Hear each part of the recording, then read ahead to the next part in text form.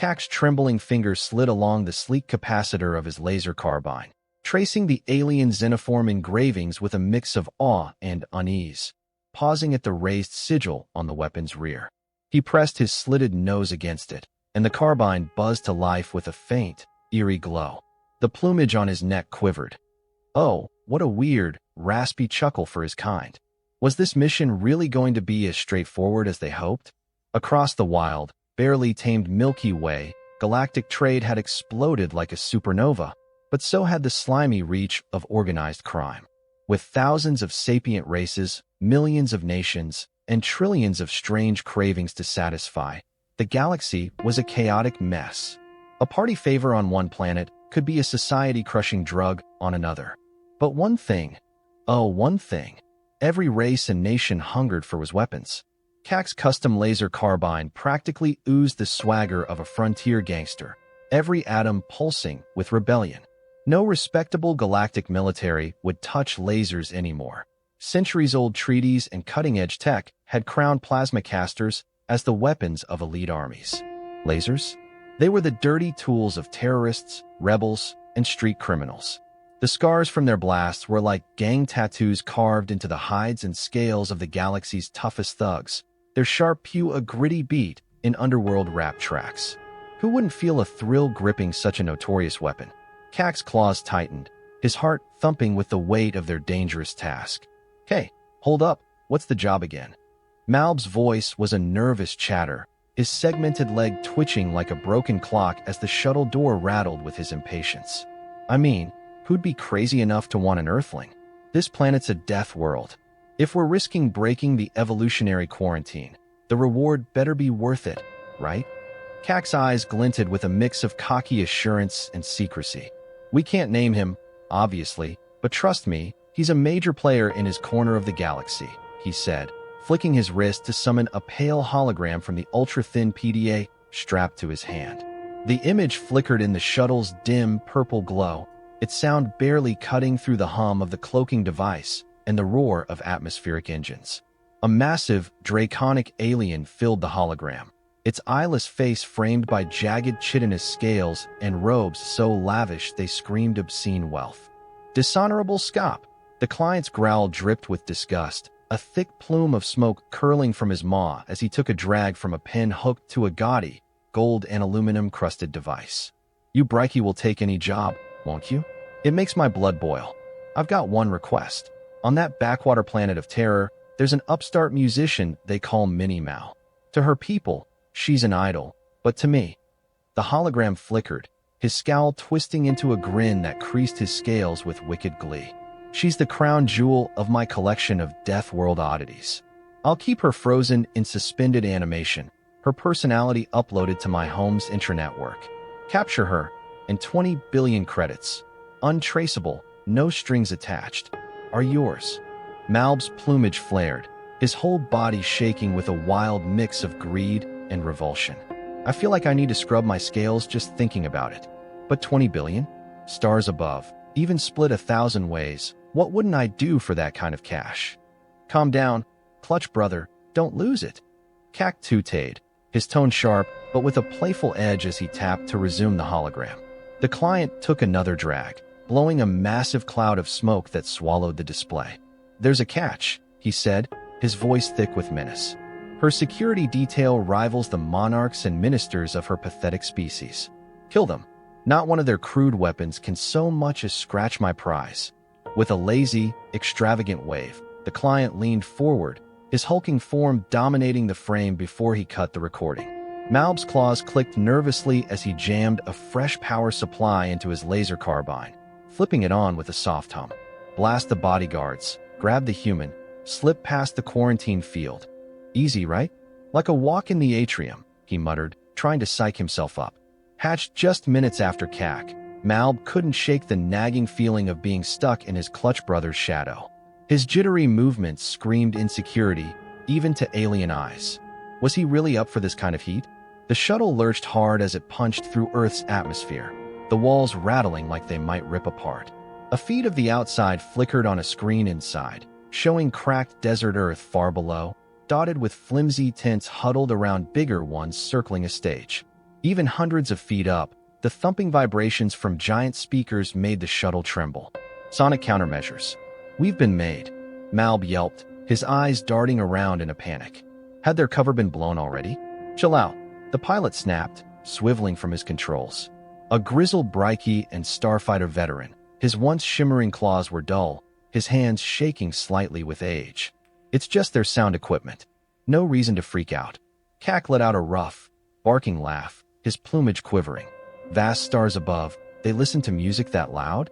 This really is a death world. These humans are absolute animals. But their brief moment of laughter shattered as a shrill alarm screamed through the shuttle.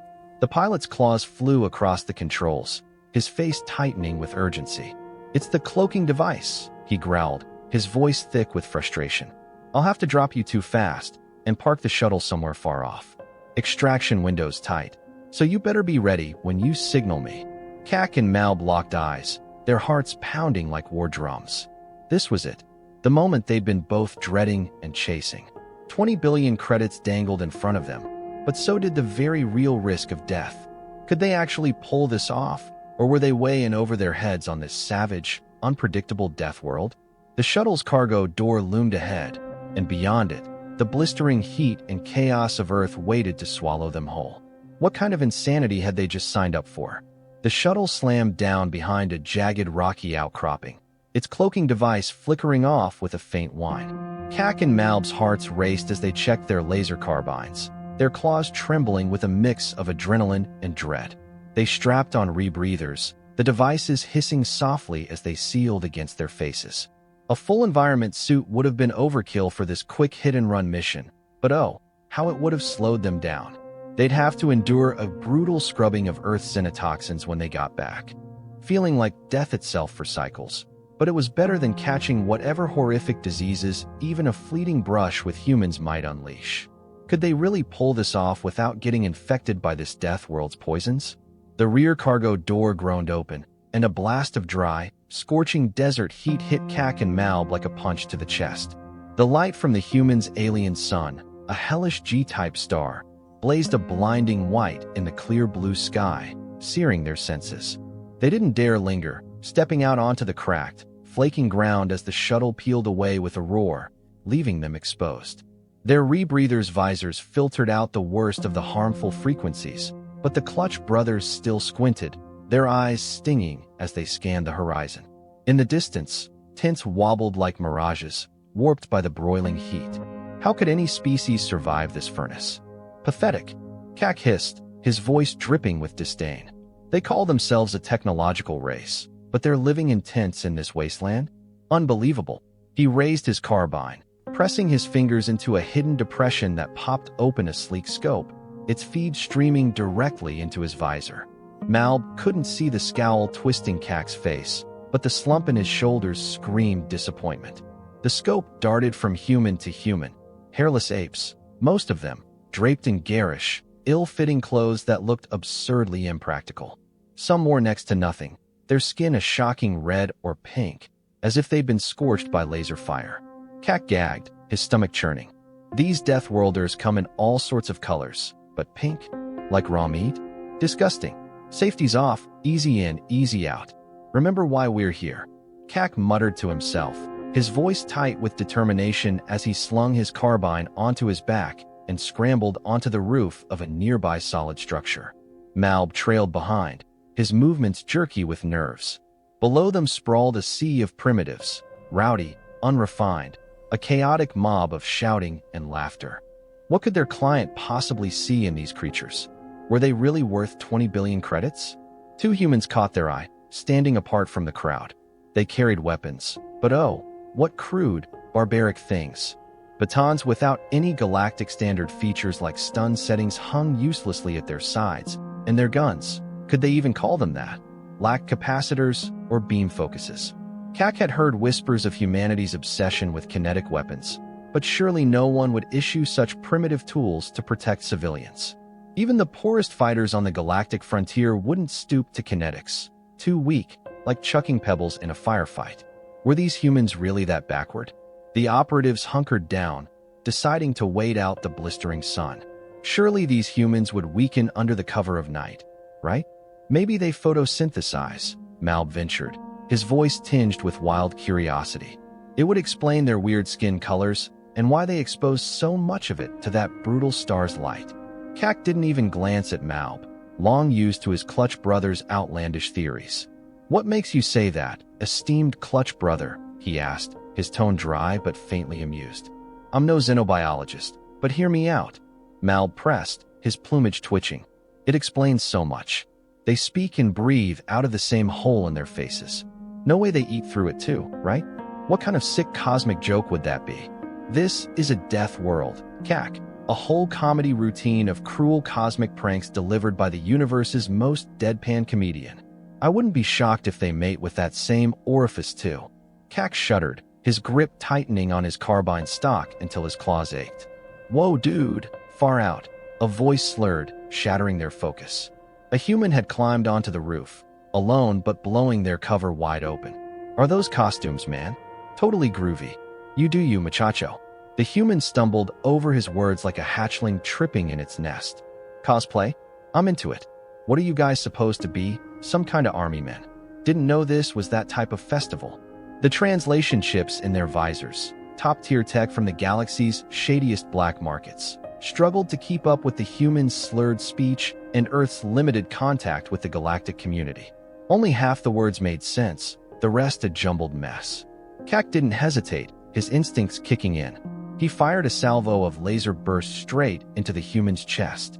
The baggy clothes incinerated in a flash, and the human stumbled backward, tumbling off the ladder with a thud.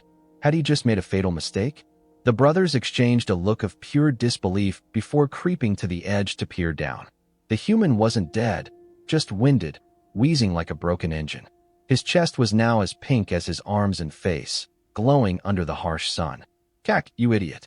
You probably made him stronger," Malb hissed, his voice trembling with a mix of fear and fury, his claws shaking as he pointed accusingly. "We gotta move now." Kak's usual swagger evaporated like water in the desert heat. "Was my gun set to stun?" he muttered, inspecting his carbine with growing panic. "It doesn't even have a stun setting." For the first time in his life, Kak didn't trust the weapon that had always been his lifeline. His heart pounded as he forced himself to focus. "If I'm right, we can sneak backstage through this building. It connects to the one those Earthlings are guarding." Kak pried open a roof hatch, peering into the dark below before slamming it shut. His voice dropped to a tense whisper. "We need to be as silent as the void itself. Whether it's some insane tech or their freaky death world biology, these humans aren't fazed by our weapons. Shoot to kill. No mercy, no hesitation. We don't know what these creatures are capable of." Malb nodded, his plumage bristling with fear. The desert heat pressed down on them, and the distant roar of the human crowd felt like a warning. What kind of nightmare had they just walked into? Malb's nod was shaky, his plumage bristling with raw nerves as he climbed down the hatch first, his claws scraping against the metal in the stifling silence. Was he really ready for this? Meanwhile, back at the shuttle, the pilot's eyes were glued to a tiny drone's feed, his heart sinking as Kak and Malb vanished indoors. He'd lost direct sight, and a cold knot of dread tightened in his chest. Desperate for answers, he replayed the footage of their earlier encounter with the human festival goer. The human's fall wasn't from the laser's impact.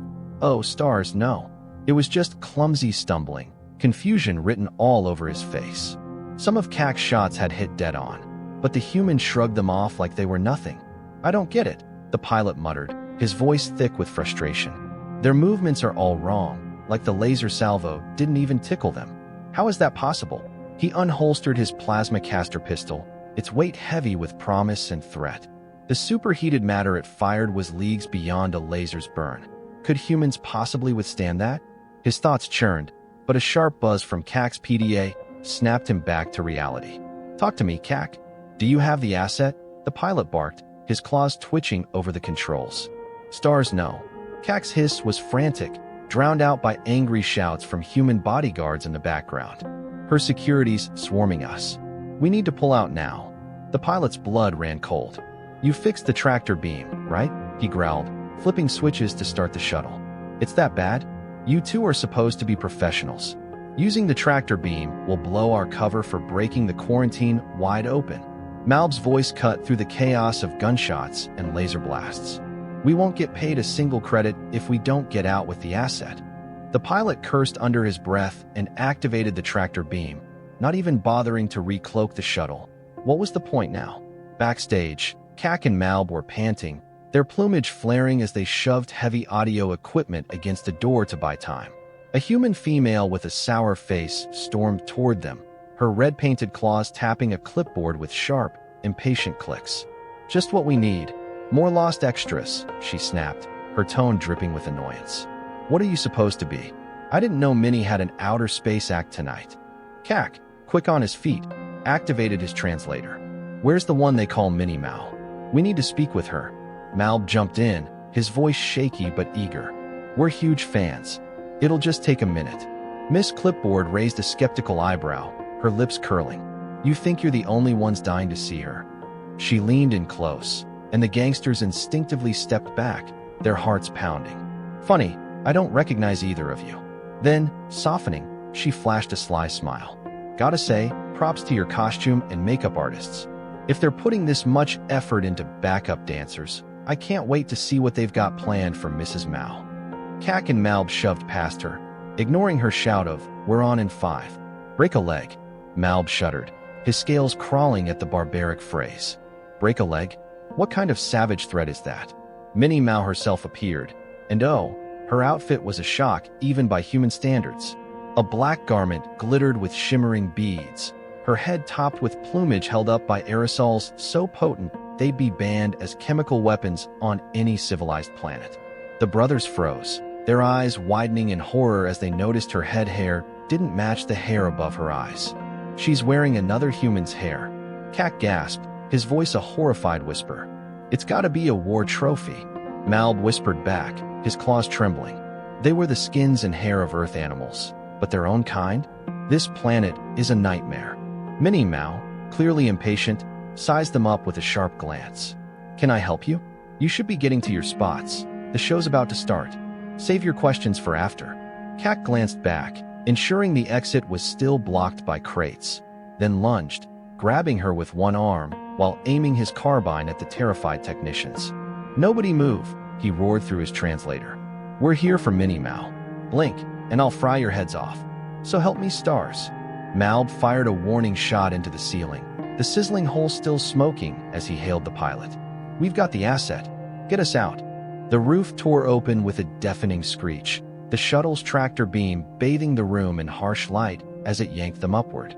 Backstage erupted into chaos, humans screaming and scrambling. Bodyguards shoved through the panicked crowd, their eyes locked on the intruders. Kak, desperate, held Minnie Mao as a shield, firing laser beams wildly. One fearless bodyguard leapt, grabbing Kak's segmented leg. "Get off, you filthy ape!" Kak screeched, kicking uselessly. He thumbed his carbine's capacitor, charging a shot with a menacing hum. "You'll die like a bug," he sneered, pressing the barrel to the bodyguard's forehead and unleashing a blinding beam. The light faded, and the room fell silent. The human stood there, soot-covered but alive, grinning with eerie confidence. "That all you got?" he taunted. The other bodyguards exchanged glances, realization dawning. Their guns don't do jack. "Get him!"